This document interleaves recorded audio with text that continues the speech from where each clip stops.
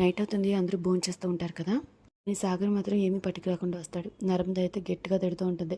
భార్య ఉంది, నువ్వేమన్నా తేవాలి కదా, తినాలి కదా అని చెప్పేసి. నువ్వేం అనలేదా అని సాగర్ అంటాడు. మనం వేరు కాపురం పెట్టావు, నువ్వు వండడానికి ఏమైనా తెచ్చావా, నేను వంట చేయడానికి అని చెప్పేసి నర్మద అయితే గట్టిగానే వార్నింగ్ ఇస్తుంది.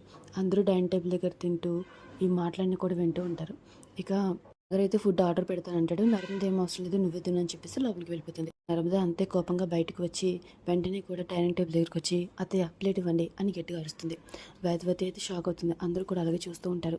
ఏ అన్నం కూడా వడ్డించమని అడుక్కోవాలా అని చెప్పేసి నర్మద అంటుంది. అన్నం వడ్డించవగానే ఇప్పుడు కూరలు ఎదురింటి వాళ్ళని అడుక్కోవాలా అని నర్మద అంటుంది.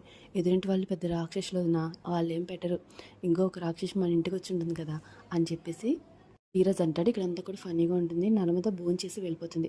ఈ సీన్ చూడడానికి అయితే చాలా బాగుంటుంది. నర్మద వెళ్ళిపోయిన తర్వాత సాగర్ అడుగుతాడు ఇదంతా ఏంటి అని చెప్పేసి. భోంచేసి వచ్చాను, కావాలంటే నువ్వు కూడా వెళ్ళి చెయ్యి అని చెప్పేసి అంటుంది.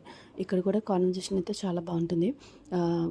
అన్నొచ్చి కాలు పట్టుకుని క్షమాపణ అడుగు, అందరం కలిసి ఉండిపోతామని ధీరజ్ అంటాడు. బట్ తను మాత్రం అసలు ఒప్పుకోడు. ప్రాణం పైన పని చేయను అని చెప్పేసి తను వెళ్ళిపోతాడు. ఇక బయటకు వచ్చి తిరుగుతూ ఉంటాడు. సాగర్కి అయితే చాలా ఆకలిస్తుంది. వాళ్ళ అమ్మ తెచ్చి భోజనం పెడుతుంది.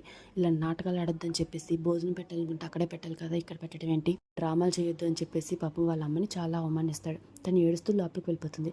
కడుపు నిండిందా అని చెప్పేసి రామరాజు అడుగుతాడు. ఏంటి అని చెప్పేసి వేదవతి అంటుంది.